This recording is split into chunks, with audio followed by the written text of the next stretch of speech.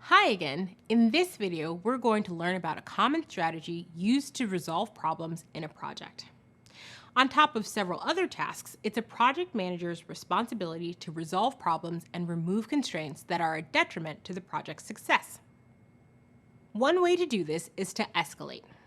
Escalation is the process of enlisting the help of higher-level project leadership or management to remove an obstacle, clarify or reinforce priorities, and validate next steps.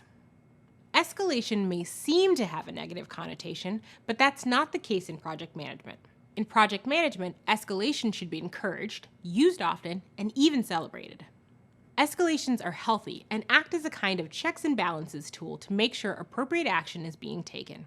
They can result in speedy decision-making, and generally, the quicker a problem is resolved, the better off a project will be. Instead of going back and forth between two team members who can't agree, an objective third party might help make the call and reduce frustrations within the team. Finally, escalations encourage participation.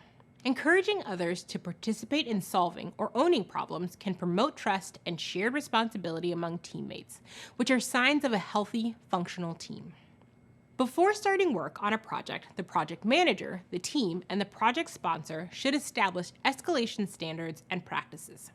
This means they'll specify who the issues will be raised to, how issues are raised, and the forum for discussion. A little upfront work will help escalations run smoothly, when and if they are needed. So you know what an escalation is and when to set the framework for managing escalations, but how do you know when to escalate? A project manager should escalate an issue at the first sign of critical problems in the project.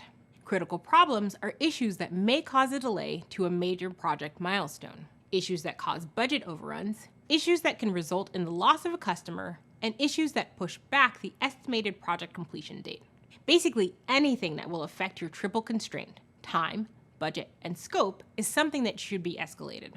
Escalation is great for preventing two common issues within a project: trench wars and bad compromises. Trench wars occur when two peers or groups can't seem to come to an agreement, and neither party is willing to give in. This leads to a standstill in the project and will likely delay certain aspects of the project's progress.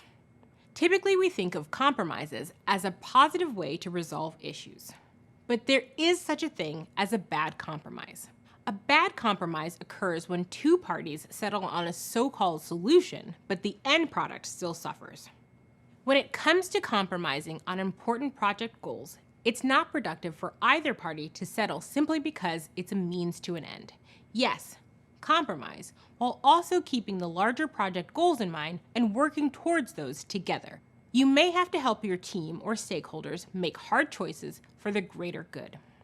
So now we've defined escalation, how to use the triple constraints model when communicating to stakeholders and negotiating changes, and we learned about trench wars and bad compromises, which are two common issues on a project.